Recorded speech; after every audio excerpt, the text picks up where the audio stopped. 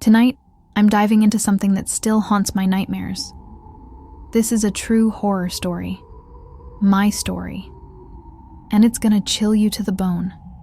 Imagine this. It's the dead of night. Your house is silent. You're alone. Then you hear a noise from your basement. A faint, creepy sound. You go to check, and you find a stranger. A complete stranger. Sleeping. In your basement. Yeah, that happened to me. And what I learned about that stranger? It's worse than anything you can imagine. I found a stranger sleeping in my basement. Real horror story. Buckle up, keep the lights on, and let's get into it. But I'm warning you, you might not sleep tonight. 6 months ago, my life turned into a horror movie. It all started when I moved into this old house in a quiet suburban neighborhood. You know the vibe. Kids on bikes, friendly neighbors, picket fences. My house, though, it was different. Built in the 1940s, 2 stories, nothing fancy. The realtor said it was a steal, owned by a few families over the years, no red flags. But the second I stepped inside, I felt it. A heaviness. Like the air was thick, pressing down on me. I brushed it off. New place, new nerves, right? But the basement, oh man, the basement was wrong from the start. It was one of those unfinished basements. Concrete floors, rusty pipes, a single light bulb dangling like it was auditioning for a horror flick. The kind of place you'd see in a movie and scream, "Don't go down there." I told myself it was just storage, no big deal. Famous last words. I moved in, boxes everywhere, furniture half set up. The first few weeks were okay, but weird stuff started happening. Little things. A glass I left on the counter would be on the table when I came back. Footsteps creaked upstairs when I was alone. And at night, I'd hear thumps from the basement. I blamed mice, old pipes, anything to stay sane. But deep down, I knew something was off. Let's talk about the night it all went down. It was late, October, a chilly Friday. I was chilling on my couch, pizza box open, soda in hand, binging some dumb show. It was around 11 p.m., the house dark except for the TV's glow. I was half asleep when I heard it. A noise. Not loud, but wrong. A muffled thud from the basement. My heart jumped. I muted the TV, sitting there, ears straining. Silence. Just the fridge humming. I laughed it off. Old house, right? Then it came again. Thud. Clearer. Like a footstep. Or something dragging. My stomach twisted. I grabbed my phone, turned on the flashlight, and stared at the basement door across the living room. It was closed, but it felt like something was watching me through it. I'm not brave. I'm the guy who checks the closet before bed, but I couldn't ignore it. What if it was a leak? An animal? I grabbed a baseball bat from the closet, because, that's what you do, and crept toward the door. My hands shook. My mouth was dry. Every step screamed, "Bad idea." I stood by the door listening. Nothing, but it wasn't a safe silence. It was heavy, like something was waiting. The doorknob was ice cold, even though the house was warm. I turned it, wincing as it creaked. The door opened to pure darkness. The basement stairs vanished into a black void. That light bulb? Off. I flipped the switch. Click. The bulb flickered on, barely lighting the stairs. I called out, "Hello?" My voice was small, swallowed by the dark. No answer. I started down, each step creaking louder. The air got colder, heavier. A smell hit me. Musty, damp, with a metallic tang, like blood. I shook my head, telling myself I was paranoid. But my gut? It was screaming. I reached the bottom. The basement looked normal. Boxes, a workbench, junk I hadn't touched. The light bulb swayed, shadows dancing on the walls. I swept my flashlight around, expecting a raccoon or something. Nothing. Then I saw it. A shadow on the floor. Long, thin, wrong. Like it didn't belong to anything. I spun, my beam darting. "Who's there?" I shouted. No answer, but the shadow moved. A flicker, like it shifted when I blinked. My legs were jelly, but I stepped toward the furnace in the corner. That's when I noticed a box. One I hadn't touched. It was open, tape torn. I peeked inside. Dirty clothes, a stained jacket, torn jeans, one crusty sock. Not mine. My heart raced. Had someone been here? A squatter? I scanned the room, shadows growing darker. Then I heard it. A breath, slow, ragged, from behind the furnace. Every hair stood up. I aimed my flashlight. The beam caught a glint. Eyes? I stumbled back, nearly dropping the bat. "Who's there?" I yelled. No answer, just breathing, louder, deliberate. I inched toward the furnace, the air thick, cold. Behind it, in a cramped corner, was a figure, curled up, facing away. A stranger, sleeping, on a pile of filthy blankets. I froze. They were thin, their limbs too long, hair matted and greasy. Their clothes were ragged, their body unnaturally still.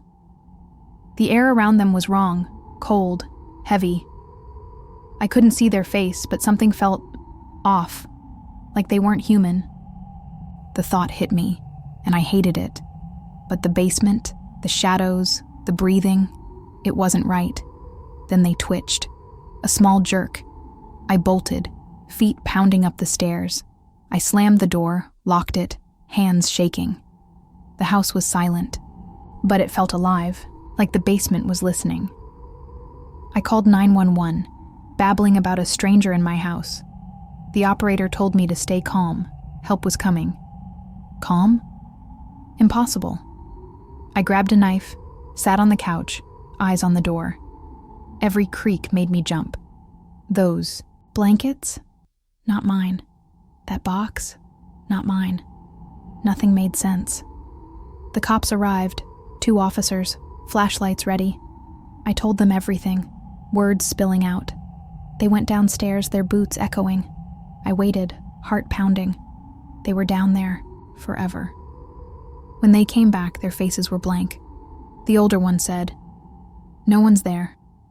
No blankets, no clothes, no signs of anyone." I stared.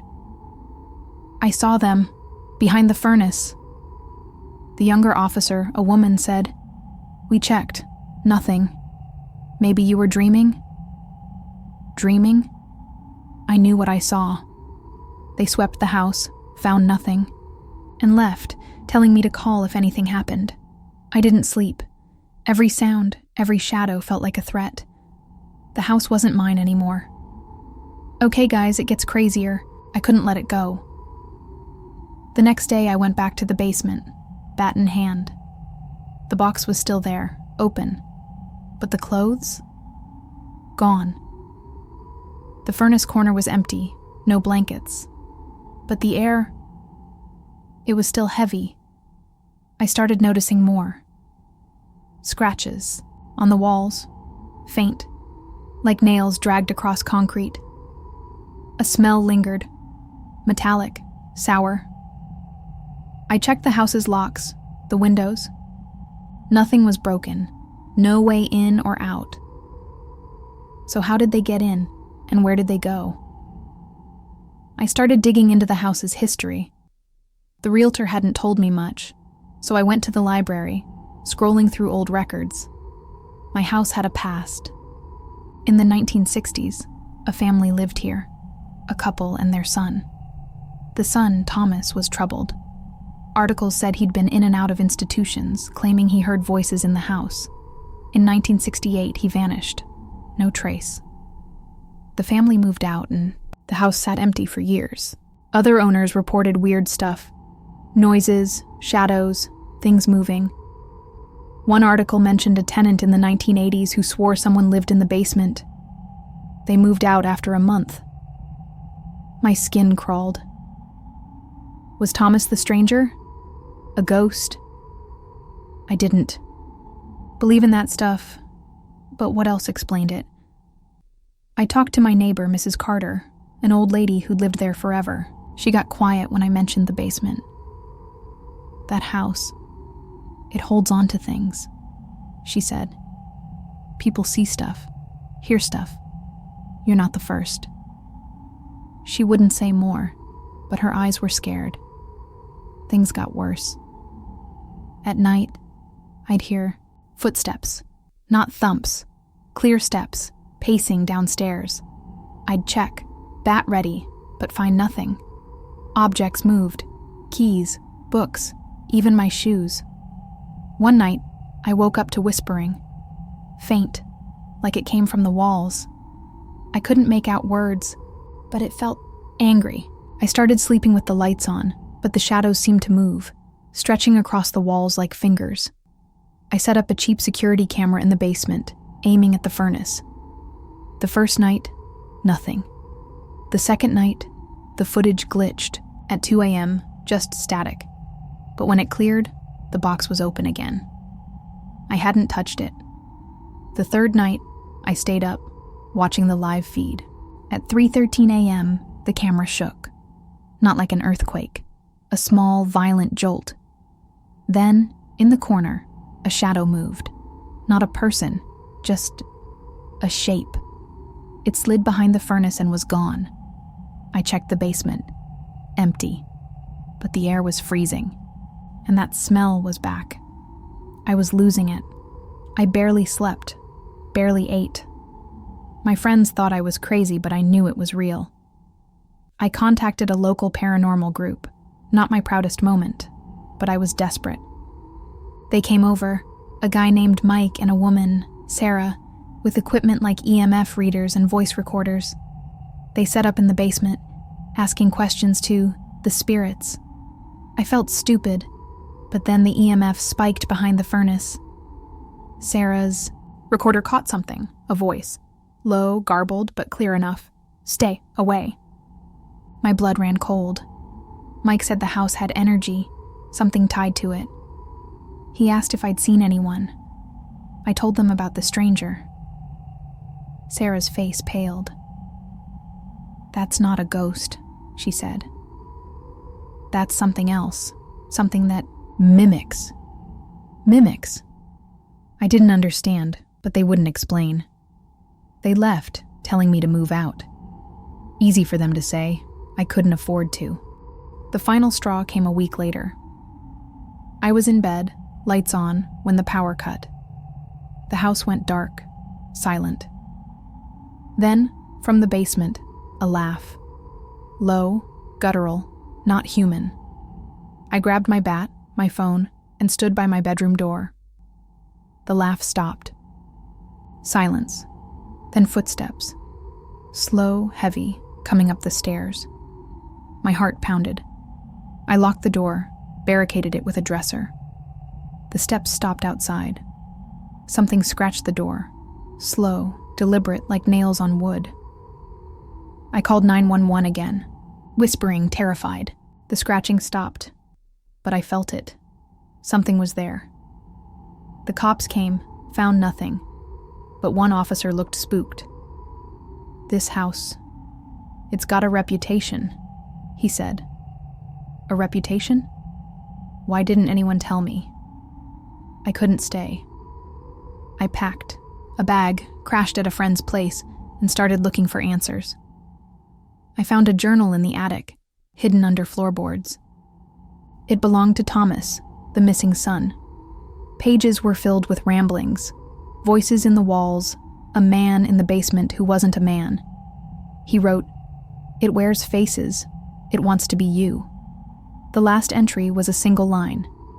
"It's in me now." My hand shook as I read it. Was the stranger Thomas, or something pretending to be him? I went back one last time, during the day, with Mike from the paranormal group. We brought salt, sage, whatever he thought might help. The basement felt alive, the air thick with malice. Behind the furnace, we found scratches, deep, like claws. Mike burned sage, chanting. The air grew colder, heavier. Then the light bulb shattered. Glass rained down, and a voice, clear, right behind me, said, "Alexa." My name. I screamed, ran, Mike behind me. We didn't stop until we were outside. I moved out the next day. Sold the house at a loss, didn't care. The new owners? They didn't last a month. I still dream about that stranger. Sometimes I see them in crowds. Those long limbs, that greasy hair. I don't know what it was. A ghost? A demon? Something worse? All I know is it's still out there, and it knows my name. Thanks for sticking with me, guys. This was heavy to relive, but you're the best for listening. Hit that like button if you're as freaked out as I am, and subscribe for more true horror stories. Tell me in the comments, would you have stayed in that house? Or have you ever had a creepy encounter? I read every comment, so spill your stories. Stay spooky, stay safe, and check your basement tonight. You never know who's down there.